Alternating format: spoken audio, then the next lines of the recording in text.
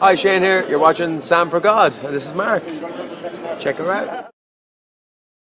So hi guys, how you doing? About a week ago I went to the Garrick Theatre in the West End to see a show called The Scottsboro Boys, and this is my programme for it. Now the Scottsboro Boys was originally on Broadway about maybe 3 or 4 years ago, and apparently it got nominated for quite a few Tony Awards as well. I don't think it won any of them, but I think it was nominated for about 12, which is quite a lot. And it was also at the Young Vic Theatre here in London about maybe 2 years ago, but I never got a chance to see it then. So I was really excited to go and see it in the West End this time, and yeah, it was a very interesting, great show. The Scottsboro Boys musical is based on a real event. The Scottsboro Boys were 9 boys back in the 1930s in America, in Alabama to be precise, and these were black boys, I should mention, and they were on a train somewhere and they got accused basically by a few girls of rape.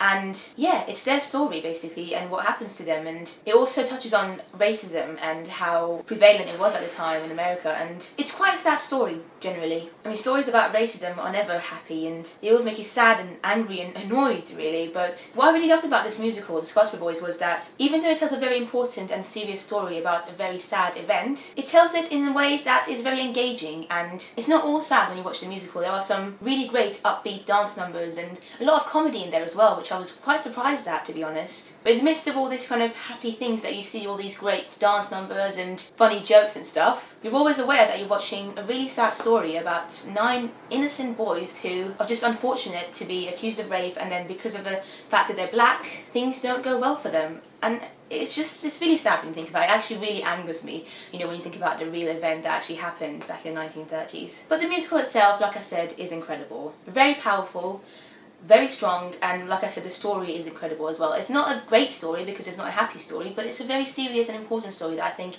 should be told and people should learn about. Like, I didn't really know anything about it before I watched the show, so I was happy that I got to learn more about this in a way, because it's part of history, and you know, it might be a sad part of history, but again, it's an important part of it. The musical doesn't have an interval. It's about an hour and 45 minutes long, I think, maybe 2 hours, I don't know. But there's no interval, basically, so just be prepared if you go and see it. If you need a toilet or need to get food, do that before the show starts. The sets were pretty basic, to be honest, not very exciting, but really the stars of the show are these 9 boys, the Scottsboro Boys, but basically the ones who really keep you interested and engaged throughout the whole story. They're all so talented, like incredible singers, really amazing dancers, and just great entertainers, all of them. Their acting as well, great, phenomenal. I believed every single one of them, and you really get to know all of them as well, which is kind of strange because, like I said, the show is quite short. It's like an hour and 45 minutes, like I said, and there's obviously 9 different characters on stage, 9 quite important characters on stage, and throughout this short period of time you actually get to know them all, and they all have their own personalities, and it's very interesting that you can see them. You really can see them on stage. It comes across just by the way they dance or act on stage, even if they're not doing anything.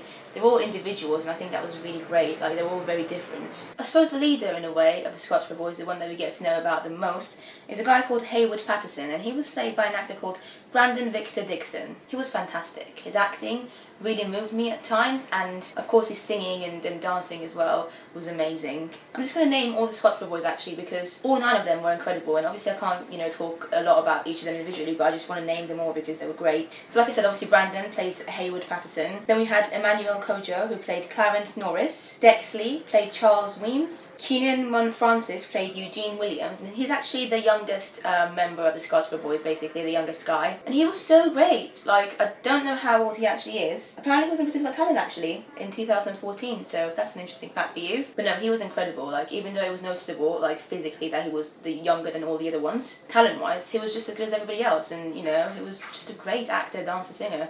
Really good. James T. Lane was one of the other Scottsboro Boys, and he played the character of Ozzie Powell. Joshua Da Costa played Roy Wright. Rohan Pinnock Hamilton played Olen Montgomery. Emil Ruddock played Willie Robertson, and I think he's meant to be the second youngest in the Scottsboro Boys. He was also great. And Carl Spencer played Andy Wright, and I really hope I got all 9 of them. I'm sorry if I didn't mention all 9 of them, I can't remember if I did, but yeah.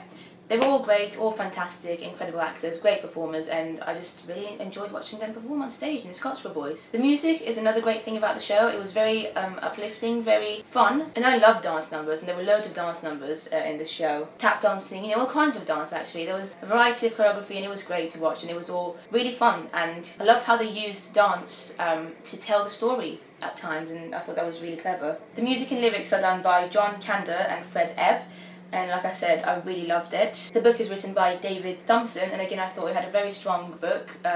You know, all the lines were very meaningful and just engaging, and yeah, thought-provoking as well. The whole show, in fact, as a piece is very thought-provoking. It kind of plays with your emotions in a way. Like, I spent most of the show, at least the first 90% of the show, just enjoying it because, like I said, I was loving the dance numbers and the jokes. It's actually funny, there are quite a lot of laugh-out-loud moments in the show. But then towards the end, I suddenly thought to myself, wow, this is actually a very sad story that we've just been watching for the past 2 hours, and it was strange. I'd never felt something like that before in a theatre. Like, it was a really different way, I think, of telling a story, and I really loved it. So yeah, that's pretty much all I can say about the show. Go and see it, The Scottsboro Boys, at the Garrick Theatre if you can. It's something different, but a very good show nonetheless. I think it's playing at the Garrick Theatre until maybe January or February next year. I may be wrong, but it's there for at least another 2 or 3 months, so do go and see it if you can. They do day seats, which is what I got, £20 tickets, front row, and it was great. Even though the stage is quite high, it was still completely worth it for the price that I paid. So yeah, that's what I'm going to say today. Thank you so much for watching. As always, if you have seen the show, feel free to leave comments and let me know what you thought of the show, and yeah, I'll see you next time, guys. Bye!